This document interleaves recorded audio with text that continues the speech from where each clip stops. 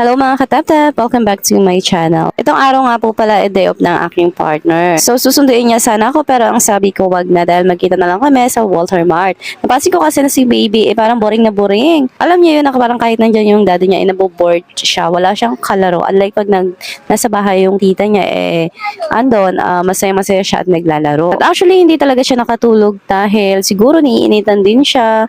Ngayon kasi ng panahon ngayon kaya sabi ko lumabas na lang kami. After ko nga ng work nagkita kami sa Walter Mart para palaruin ko muna dito si baby. Actually, kasi napansin ko dito sa Walter Mart, may maliit siya dito palaruan na pwede rin naman mag-enjoy yung mga bata. Maliit lang ito, pero mag-enjoy din yung mga bata dito. Yung baby ko naman kasi wala naman tong pili. Gusto lang niya makita ganito, kahit nga hindi sumakay or kahit hindi mo lagyan ng tokens yan, okay lang yan sasakayan.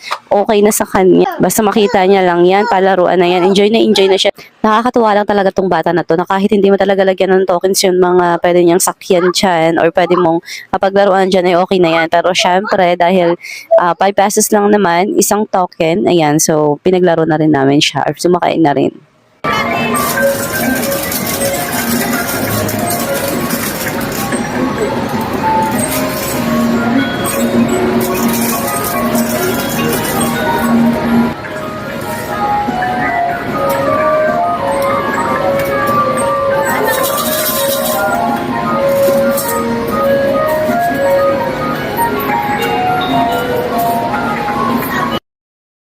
After nga ni baby na makapaglaro, dumiretso na rin kami sa Chowking, malapit lang rin dito.